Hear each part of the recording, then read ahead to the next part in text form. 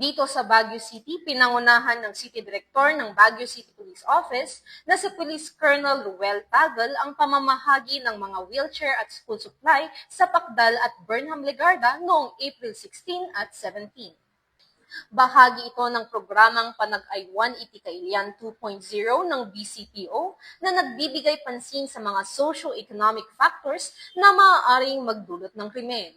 Ang mga naturang pamilya ay kabilang sa mga beneficiaries na hindi nakadalo sa isinagawang turnover of donated items sa Pedro Dumol Hall, Beneco noong Sabado, April 11 dahil sa limitasyon sa kalusugan at paggalaw.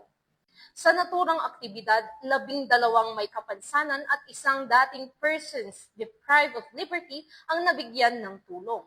Sa kabuuan, 14 na wheelchair ang naipamahagi sa mga kailian.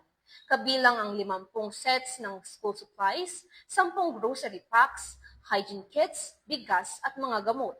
Nabigyan din ng pangkabuhayan package at tulong pinansyal ang nasabing dating PDL.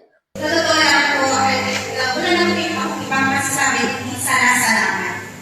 Actually, ito po, binigay sa amin ng tulong po, especially kung wheelchair, ay malaking tulong po sa aking anak na siya na, lubos na ako nangangailangan. Especially, hindi lang po siya ako ipatid po kami, na siya nag-aalaga sa kanya. Kasi, narigat at aware at ang masaksabi natin kasi mag-aware ng kanan. Isinasagawa ang programang PIK 2.0 sa pakikipagtulungan ng iba't ibang stakeholders, kabilang ang CNT Builders, JMLA Meat Trading, JVP Construction, Mapitagan South Elite Eagles Club, Evolve Industrial Supplies, Incorporate Office Solutions, Jimny Girls Group, The Lucky Ones, Career Builders Incorporated, Archer Manpower Services Incorporated, at iba pa.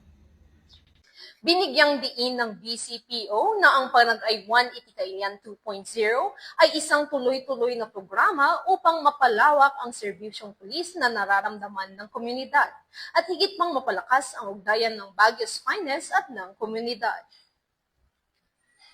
Mula dito sa Baguio City Police Office, ako ang inyong PNN correspondent, Patrolwoman Jade Agustin, alagad ng batas, taga-taguyod ng Balitang Pulis.